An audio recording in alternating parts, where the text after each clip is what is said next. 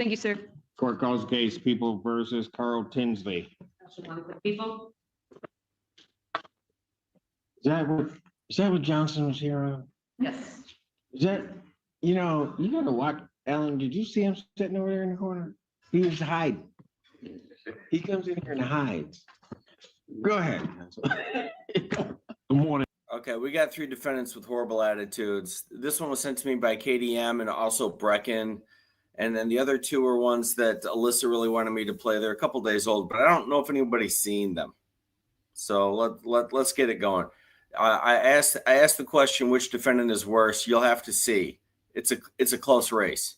Please, this honorable court, Kareem Johnson, on behalf of Carl Tinsley, who's approaching from custody. They're bringing.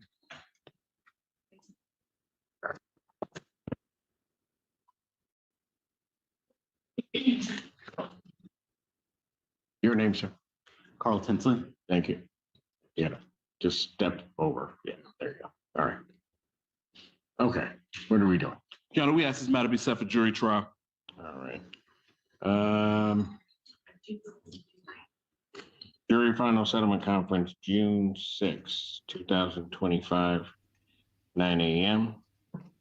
Jury selection, if necessary, June 9th, 2025 at 8:30. Both of those proceedings are in person.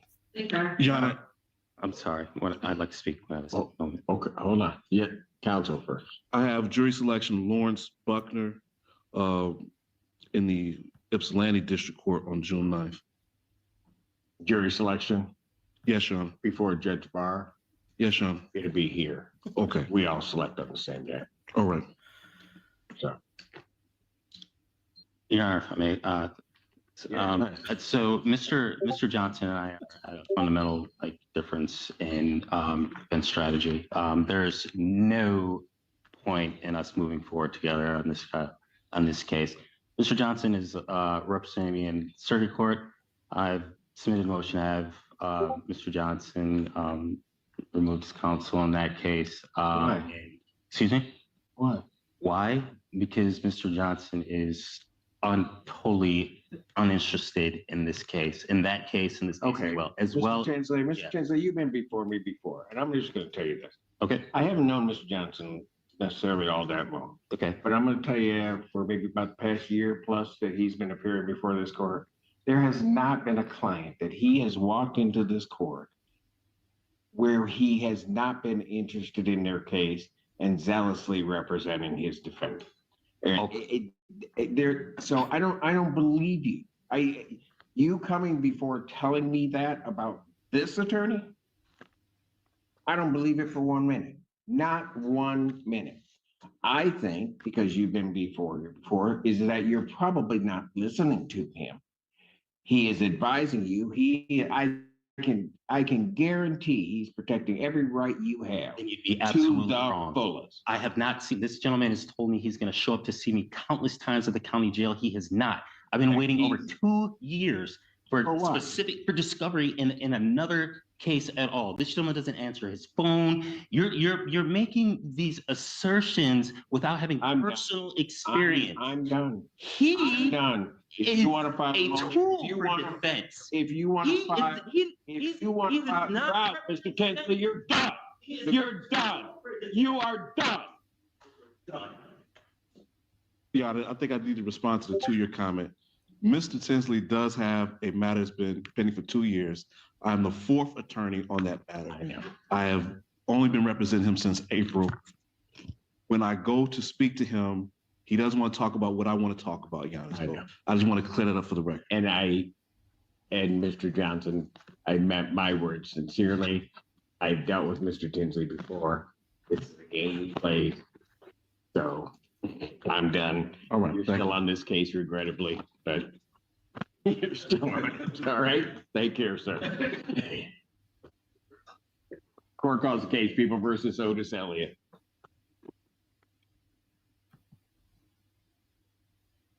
Oh no. There we go. Williams. Person at the jail, what is your name? Hold on, he's got to be able to. My name is John Osborne. I'll turn it up for you, but he's got to be able to see you, okay? This is the people This guy's a vibe. Watch out. of the state of Michigan versus John Stephen Bozick, case number 251975 SM. Mr. Bozick, what's a good mailing address for you? Right now, I have two addresses. One of them You is received- 5485 Northbrook Lane. Did you get that? I did, yeah. Is that in Luther?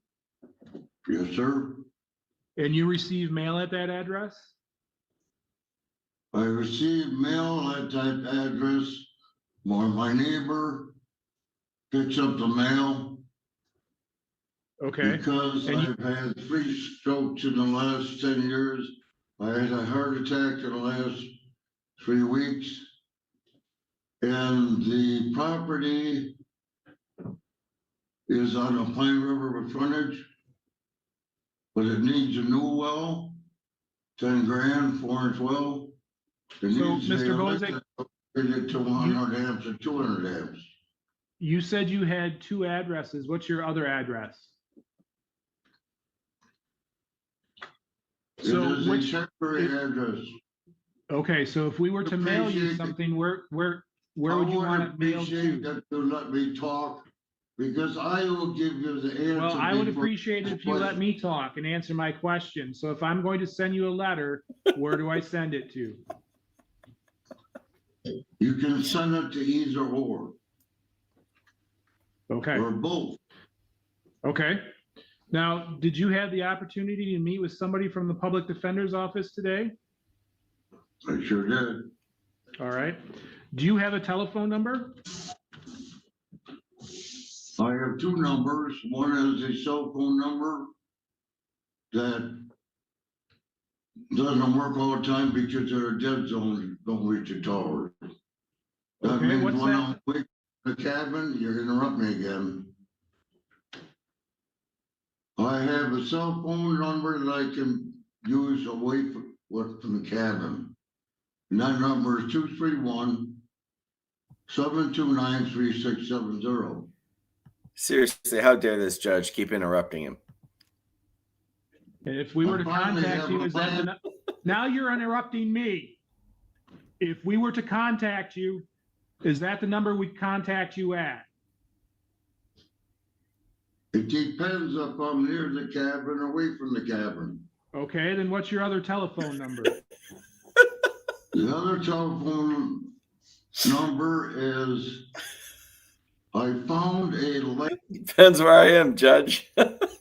landline behind the couch, where at one time it was serviced by AT&T, where it discontinued that service, where now it is a telephone company I never heard of and you had never heard of, where it's a landline that's taken over the Houghton and Boone territories, and that number is 231 area code 797-5262. That means when I'm at the 5062? cabin- 5262, sir. 5262, okay. I'm at the cabin, I can use that. I can't use a cell phone until I get a mile away on the blacktop. All right. Do you remember if you read and signed an advice of rights form at the jail, talk about your rights to an attorney and your rights to a trial? I Did never you- had a chance to sign that because there was a female blonde officer that came there and gave it to me. Well, I knew what it was all about. And there was a shift change where she said she'd be back in 15 minutes. Where I said, I'll sign it right now. She said, I want to make sure you read all of it. I'll be right back. She got busy with responsibilities that were more important than she would think the second change would do it, but I never got it back. I never had a chance to sign it. Okay, so I'm gonna go through those rights with you right now, all right? Yes, sir. If you require special accommodations to use the court because of disabilities, or if you require a foreign language interpreter to help you to fully participate in court proceedings, please contact the court immediately to make those arrangements. You have been brought to court on a misdemeanor charge and you have the following basic rights: to plead guilty or not guilty, or to stand mute. If you stand mute, a plea of not guilty will be entered. You may plead no contest with the permission of the court. You have the right to have a trial by jury and to have the assistance of an attorney. You have the right to an attorney appointed at public expense if you are indigent, which means without money to hire an attorney, and the offense charge requires a minimum jail sentence, or the court determines that it might sentence you to jail. The appointing authority will decide if you are indigent and appoint counsel if you are eligible. You may be ordered to repay the expense of the appointed attorney. You can contest your ability to pay the ordered fees if the court attempts to collect the costs for an attorney, and the court must determine your ability to pay at that time. If you have a trial, you have the following rights: to call witnesses to speak for you at trial. You may get an order signed by the court to require witnesses to come to court, to see, hear, and question all witnesses against you at trial, to be a witness for yourself or to remain silent. If you choose not to be a witness on your own behalf, the prosecuting official may not comment on your refusal to testify. You have the right to be presumed innocent unless proven guilty beyond a reasonable doubt. If you plead guilty or no contest and your plea is accepted, you will not have a trial of any kind, and you'll be given up the rights that we just went through. You have the right to be released on bond, and we'll get to that in a moment. If you are now on probation or parole and you enter a plea of guilty or no contest, or a finding of guilt is made by a judge or jury, it may result in a violation of your probation or parole. You can be sentenced to jail and fines plus costs. The court will tell you on the record the name of the offense, the mandatory minimum jail sentence, if any, and the maximum possible penalty for the offense, including jail, fines, or both. Fines, costs, and other financial obligations imposed by the court must be paid at the time of the assessment, except when the court allows for otherwise, for good cause shown. If you are not able to pay due to financial hardship, contact the court immediately to request a payment alternative. An appeal to the circuit court may be taken within 21 days from the date of sentence, or is permitted pursuant to court rule if the sentence includes incarceration. And if you wish to file an appeal but are financially unable to retain a lawyer, the court will appoint a lawyer to represent you on appeal if the request for a lawyer is made within 14 days after sentencing. Federal law and or state law may prohibit you from possessing or purchasing ammunition or a firearm, including rifle, pistol, or revolver, if you are convicted of a misdemeanor crime of violence and you are a current or former spouse, parent, or guardian of the victim, you share a child in common with the victim, you are or were cohabitating with the victim as a spouse, parent, or guardian, or you are or were involved with the victim in another similar relationship. Sir, do you understand those rights that I just went through? Not all of them, because I don't have my hearing aids. But I'll make this short and sweet. I definitely. No, we're not going to make this short and sweet. There's a procedure I have to go through, and I'm going to follow that procedure. I'm gonna answer your questions in relation to what you just read. Did you? Is that Well, my all right with question you? was, did you understand those rights? I understand those rights, but I have an answer to some of those rights by law, which should be recorded. Now, can I Well, tell you those why? rights don't require an answer other than whether or not you understood them. So it sounds as if you understood them. This is not the time to answer questions about those rights other than if you understood them, and you indicated that you had. So I have a complaint that alleges that on or about May 19th, 2025, here in the city of Cadillac of Wexford County, it is alleged in count number 1 that you did disturb the peace at Munson Hospital. That is a 90-day misdemeanor and or a fine of $500. Do you understand those charges and the potential penalties? They're absolutely false. My question was, do you understand the charges, not that you agree with them? Absolutely. Okay. You have the right to be represented by an attorney at all phases throughout this process. And if you could not afford an attorney, one would be appointed to you at public expense but you may be required to repay a portion of that expense. Do you understand that? Yes, sir. Today, do you plan to hire an attorney, represent yourself, or request the appointment of an attorney? I'm gonna try to save some money where the taxpayers will pay for a court-appointed attorney. So you want the court to appoint an attorney? I would like to pick and choose my own. Well, your choices today are that you hire an attorney or that you request the appointment of an attorney. So are you telling me you want to hire an attorney? I want to get a court-appointed attorney where if he doesn't do the job, I'll fire him. And I will prolong the court for 9 months by firing several court-appointed attorneys that get paid for every case where they don't represent you properly. Mr. Bozak, it's clear you don't understand how this process works. You don't get that option. The court makes a referral to the Oh, he does understand how it works. I'll give him points for honesty. He's telling you right up front, I'm going to fire a bunch of these attorneys. I love it. public defender's office for the appointment of an attorney. That appointed attorney will represent you. Only for certain reasons can I release that attorney. You have made the request for an appointment of an attorney, so we will make it the appointment of an attorney, enter a not guilty plea on your behalf, and we'll set the matter for a pretrial. If something happens that you're not happy with the service of the court-appointed attorney, you are always able to hire your own attorney. At that pretrial conference, your attorney and the prosecutor will get together to see if there's a way to resolve the case short of going to trial. You also have the right to have a bond set. Your bond is based upon the probability of you appearing at future court appointments, the seriousness of the offense charged, and the threat that you pose to the public. I have received the praxis in this matter. It is scored at a 3. I take issue with the history of violent convictions, and we'll go through that in a moment, but I think that should be scored at a 1. But I will give him credit for the fact that he is resident, so I think in the end it washes out and will stay at 3. But in the defendant's prior history, I show in 1979 a malicious destruction of property over $100. In 1990, an attempted false pretense. 96, a larceny by conversion over $100.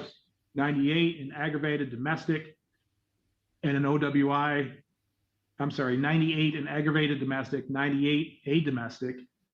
01, operating while intoxicated. 01, CSC 2. 13, failed to comply with reporting duties. 14, larceny less than $200. 14, resist and obstruct a police officer. 15, stalking. 16, OWI third. 17, operating without security and driving the license suspended. 18, failed to comply with SORA. 18, a trespass. I also show that the defendant is currently on bond in Lake County for an operating while intoxicated third offense. Mr. Hartel, any comment regarding bond? Yes, Your Honor. I'm not sure if these allegations here will lead to any bond issues with Lake City. I don't know if they're going to place a hold on him. I don't know. Because I haven't heard anything of that nature. I'll presume not. I would ask the court to at least consider a personal recognizance bond. Oh, good Lord. Did you just hear that record? Bad boy since 1979. And an a-hole right to this day. Presume, if I said Lake City, I meant Lake County. I presume with the OWI third, they're going to be requiring some form of drug and alcohol testing. I don't know if that was alleged in this incident or not. I presume some of that's going on with their bond conditions. I believe that any concern for public safety can be overcome with bond conditions. I'm cautious to say that he could avoid going to the hospital. He is older. He does have health conditions. I'd ask the court not to limit him from seeking medical treatment, but I do believe a bond condition of no harassing or threatening behavior, no disturbing of the peace. I think something along those lines would be appropriate, but especially knowing that he does have other bond conditions in play, I'd ask the court to consider a PR bond. Thank you. Ms. Lawrence. Thank you, Your Honor. As you just went over, the defendant does have an extremely lengthy criminal history. It looks like in this case, he was at the hospital and was refusing treatment. Upon arrival, he was causing a scene, he was yelling profanities. He was also blocking an ambulance who was trying to get into the bay to bring a patient into the ER. And it also says that troopers tried for approximately 3 hours to work with him, to get him a ride, to get him to leave, and he would not listen. So for all of these reasons, we do think this is a concern for public safety, and we would be asking for a $2,500 bond. He was at the hospital refusing treatment? That's what it reports, yes, sir.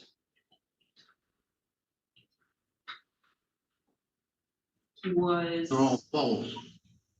They're it lies. says he refused. Jail, I'm gonna mute you. It said he refused treatment and then he was refusing to leave. All right. Jill, I'm gonna mute you. He gives him one of these. He can't hear. Grandpa, you're losing. You're losing. Okay.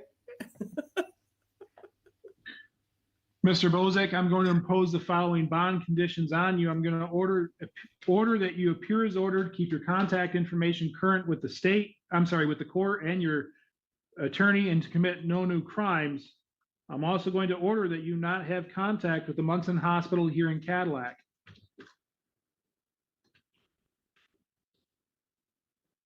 I do find that the defendant being on bond in Lake County for operating while intoxicated, and then the allegations presented to the court today, I do find that the defendant is a threat. Bond will be set at $1,500 cash surety under those conditions. Anything else, Mr. Hartel? No, thank you. Ms. Lawrence? No, no. Thank you, Jail.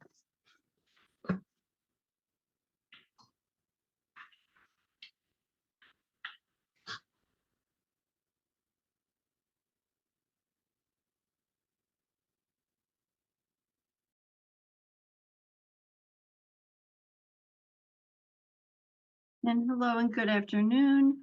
Ms. Wilburn and Patricia Shipley, could you please unmute? Okay, we've had young, spry, and stupid. We've had grumpy old man. Now get ready for grumpy old Karen.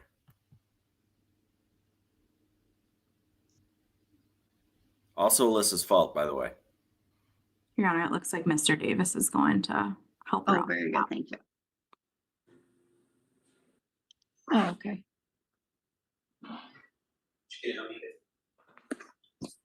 I tried to hit the.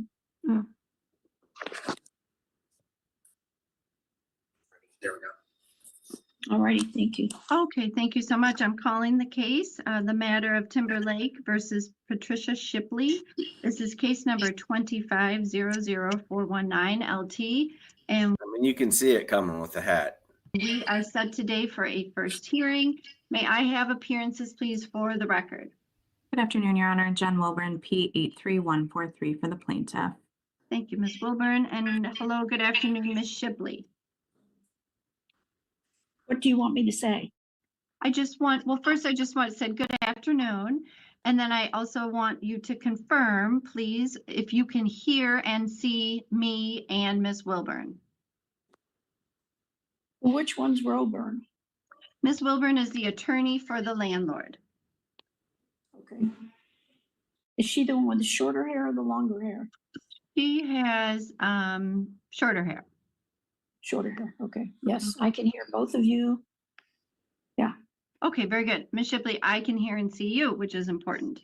Ms. Shipley, you are a defendant in a landlord-tenant action, and as such, you have certain rights. I want to begin by advising you of your rights. You have a right to hire an attorney, and if you can't pay for one, I will give you information about a legal aid agency in our community that might be able to assist. Would you like that phone number?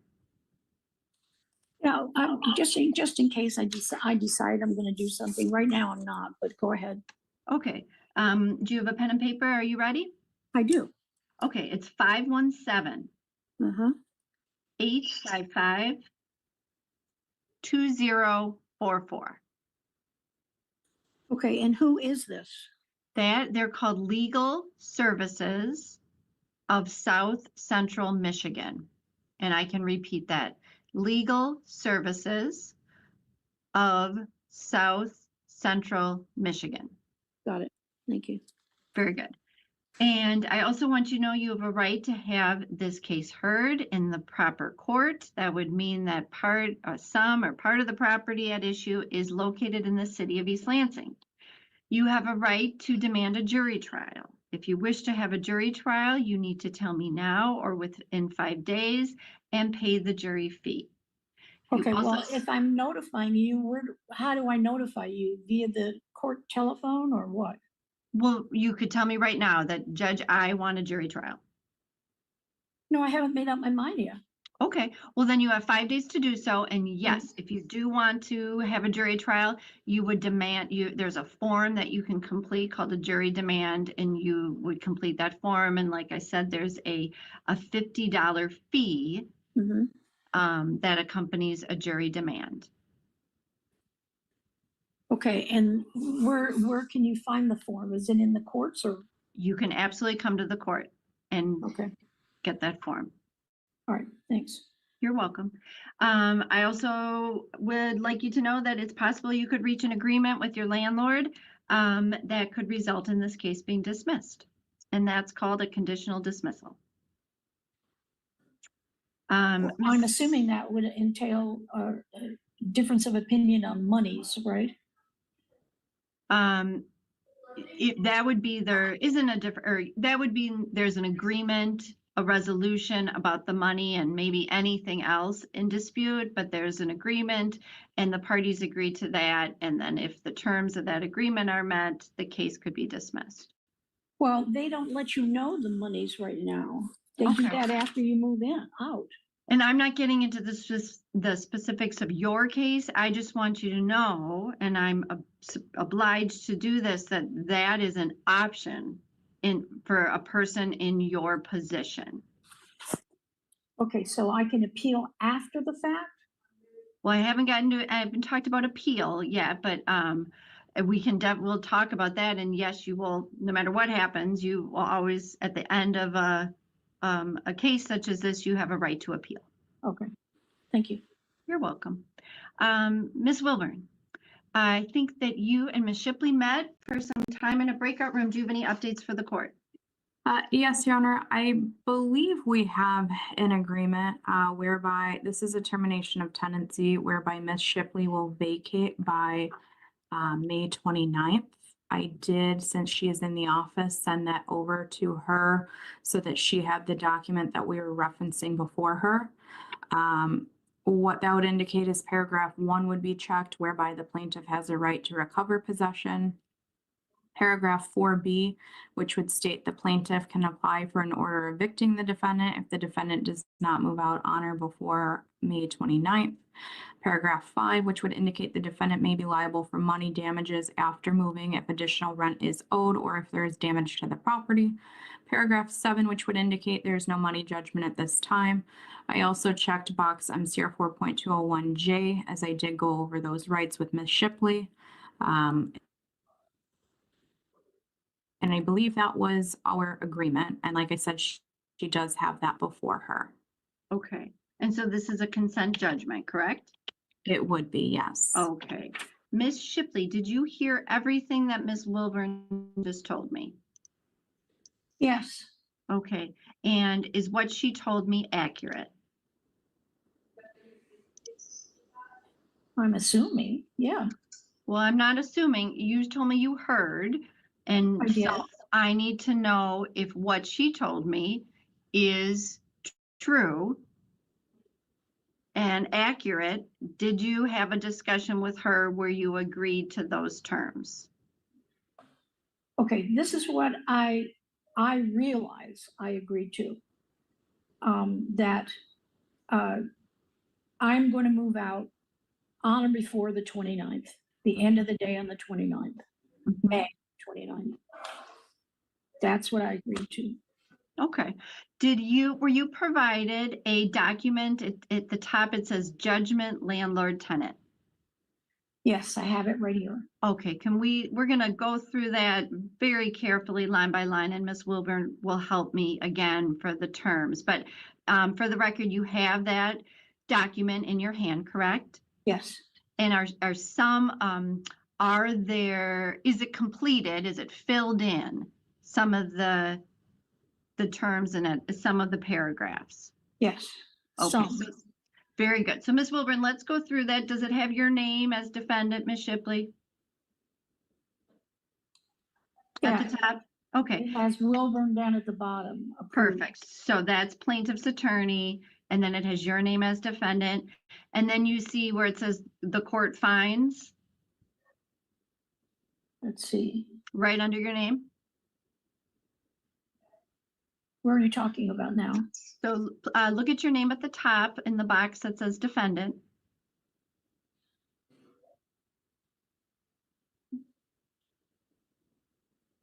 Oh, I see it. Yeah, got it. Okay. And then do you see those words, the court finds underneath?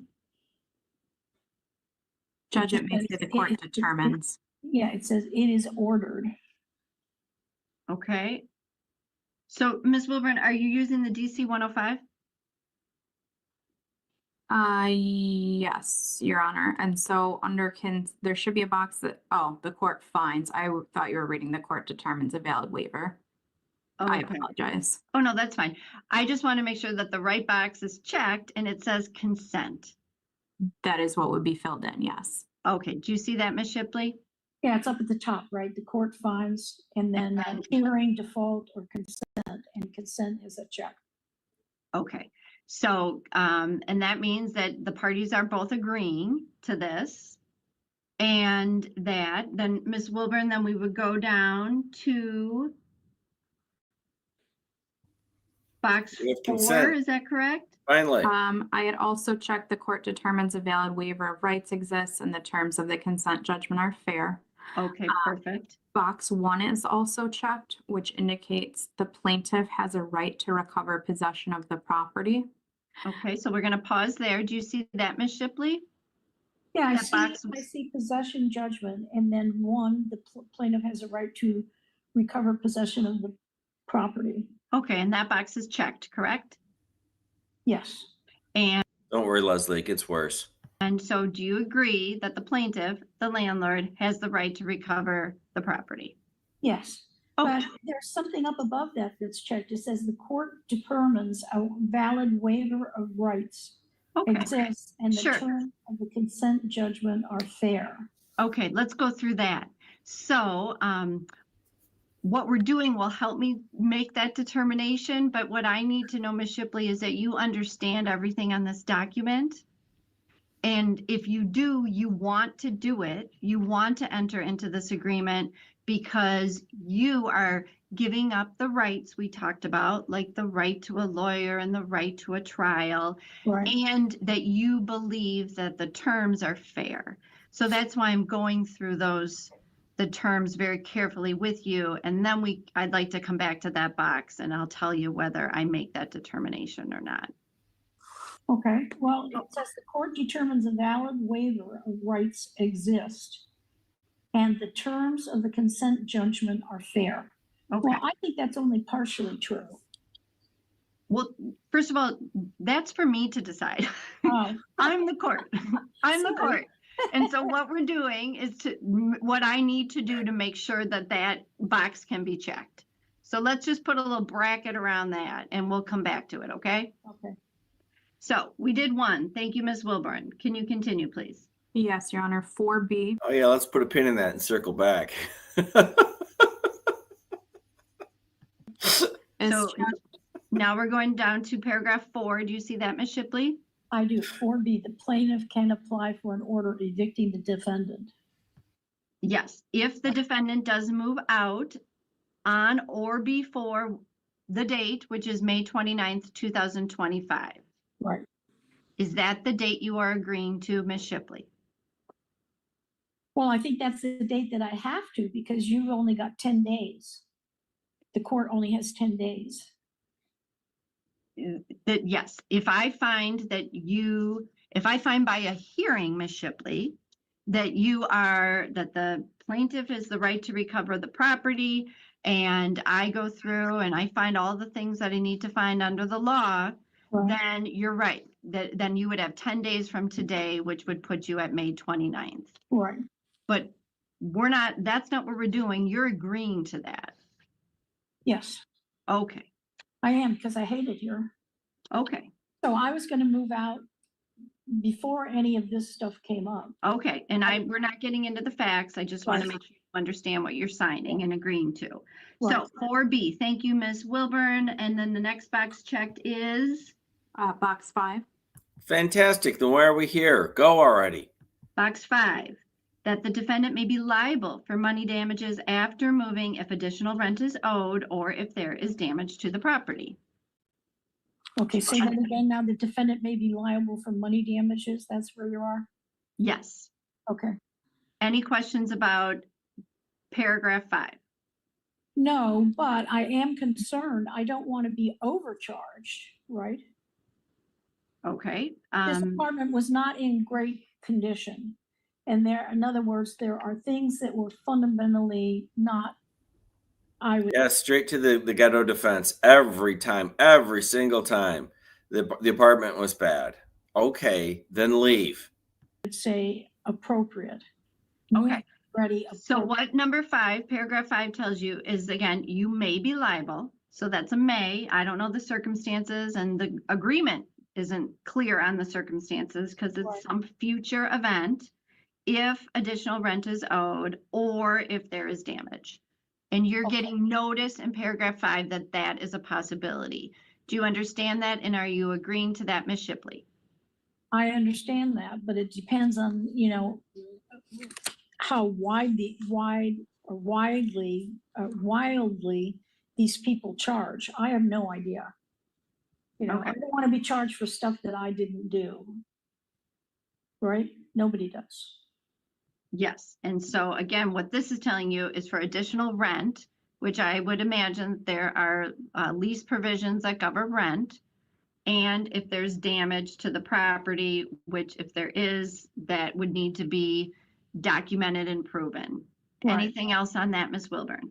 Nothing for me, Judge. Okay. So again, Ms. Shipley, are you agreeing to the term in paragraph 5? Yes, but again, it depends on how fair they're going to be. If they're going to be outrageous, then I'm not going to. Okay. And if you know that you would have legal recourse to challenge the amounts in the circumstances you're imagining, are you agreeing with paragraph 5? Does it say that in there? I didn't read that. No, it just says that it's additional rent, which again, rent is typically set forth and clear in a Right. lease. And if there's damage to the property, Right. and damage would have to be proven or agreed to. Right. But I also need to say this. When that guy's up there hammering and sawing and bumping and banging and so on, my dog went into one of the bedrooms and scratched at the carpet. Okay. And So, again, he didn't do Ms. that. Shipley, we're not going to get into any of these facts because that's not what we're doing today. So Ms. Wilburn, could Oh, come on, Judge. I want to hear more about the dog. you move on to the next paragraph, please? Box 7, Your Honor, which states no money judgment is entered at this time. Okay, so do you see that, Ms. Shipley? Box 7 is checked. Yes. No And money that- judgment is entered at this time. Correct. Okay, and that tells the court, and that memorializes that there's no judgment for money damages that is being entered at this time. Right. Okay, so I think we all agree on that. So with going through that in detail, Ms. Shipley, are you agreeing to all the terms we just discussed? Well, again, there's an issue of fairness there. I can agree to the terms, but I may not agree to the exact way that Timberlake reads that. Well, in my view, there's only one way to read it, and we went through it very clearly. So either you agree to this and this is what you want to do, Ms. Shipley, or we can have a trial where I can make, first I would ask Ms. Wilburn if there is a triable issue of fact. Is there a dispute specifically that the plaintiff has the right to recover possession? I don't think that there is. Is there a dispute that you received a 30-day notice? I don't think that there is. Is there a dispute that there was a breach of the lease addendum? And we can litigate that. And if we do, then I would find that a judgment would be entered after a hearing, and you'd have 10 days. Okay. As long as I have some kind of appeal situation, I'm okay with it. Okay, so you have the same appeal situation in either, whether this is a judgment after a hearing or a judgment after a consent judgment. Right. But Ms. Shipley, I can't find that you're consenting if you don't consent. So again, do you agree that the plaintiff has the right to recover possession of the property? Yes. Okay, Ms. Wilburn, Ms. Shipley, then do you want to proceed, and do you want to do that knowing that you could hire an attorney and that we could have a trial? Yes. Do you want to proceed with this consent judgment? Yes. Okay. I think that Ms. Shipley understands, and I believe that the terms of the consent judgment are fair. Ms. Wilburn, will Ms. Shipley be signing that? It seems like she could sign it herself. Ms. Shipley, are you able to sign that? And maybe Mr. Davis, if you could go over and show Ms. Shipley where she would need to sign as defendant. Will do. Thank you.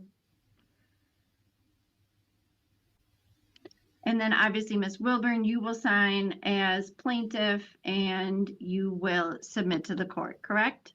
Absolutely. Okay, so let's just see if Ms. Shipley was able to sign.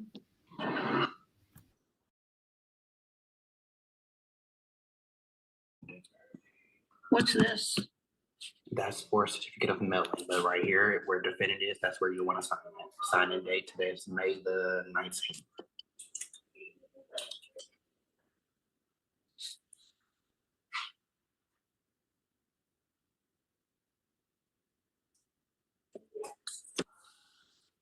Okay, so this is just agreeing that you notified me. No, Ms. Shipley, that's agreeing to everything we just talked about on the form that Oh, you. man, I gotta get together.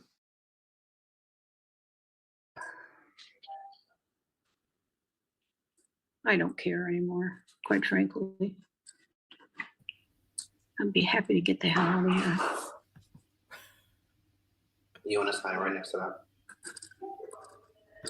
I didn't mean to put that in there, by the way, but it was fine.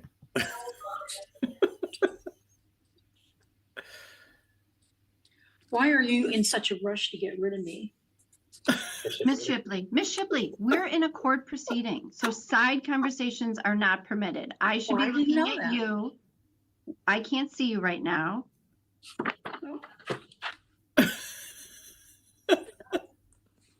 Okay, thank you. Now I can see you. So, Ms. Shipley, did you sign that document? I did. Okay, and so Ms. Wilburn will present that to the court for the court signature. Ms. Shipley, I need to advise you of two really important things, so I want to make sure you can hear and see me clearly. The first is that you have a right to review this document for 3 days after I sign it. And if there are any serious misunderstandings or the document is not what you thought it was and does not reflect what we said today on the record, you can come back to the court and ask the court to set this document aside, and you have 3 days to do that. Do you understand that, Ms. Shipley? Yes. Okay, and then importantly, you have 10 days from today to either file a motion for a new trial or an appeal. And if you wish to do that, you know, I've told you, I gave you that phone number for the legal aid agency. And so you have until May 29th to file that motion for a new trial or an appeal, or you will vacate the premises. Right. Okay. Do you have any questions about that, Ms. Shipley? No. Okay. Anything further from you, Ms. Wilburn? Nothing from me, Judge. As soon as Mr. Davis sends that signed document over to me, I will file it with the court.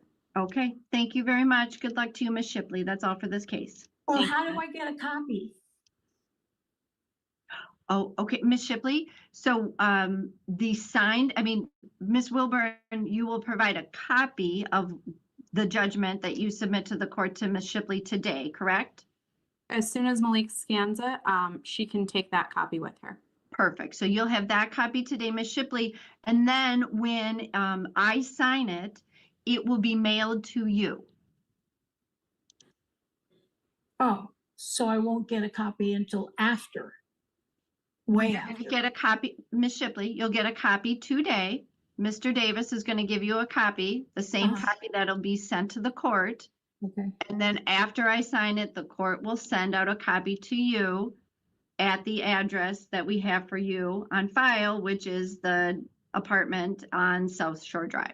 Well, what if I want to sent to the, where I get my mail? Okay, would you like me to send it someplace else as well? Oh, sweet Jesus. What? Yes, please. Okay, what address would you like it sent? 15506. 15506. Park, like you park your car. Mm-hmm. Lake, like a big pond. Road. Okay. East Lansing, Mm-hmm. MI 48823. This is it. Okay, thank you so much. Is there an apartment or anything associated with No, this it's park? Okay, very good. And I can have it sent directly to you. Correct. Very good. I'll make sure that happens. And that's all for this case. Thank you. Okay, thank you for your time. Thank you, Judge. Well, there you have it. There you have it. Cast your votes. Who had the worst attitude? It's really tough to say. The first one was short, but the other two, you know, I feel bad. I'm getting older myself. You get cranky in your old age, as you guys have seen. I'm guilty of it myself. But you got to hold it together a little bit. just a little bit. All right. Thank y'all for coming out. You like my tracksuit? This is what happens when you don't bring a coat to Europe. This is what you end up with. It's absolutely ridiculous, which is why I love it.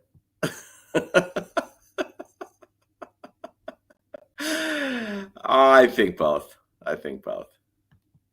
All right. Thank y'all for coming out. I appreciate it. I will see you all soon.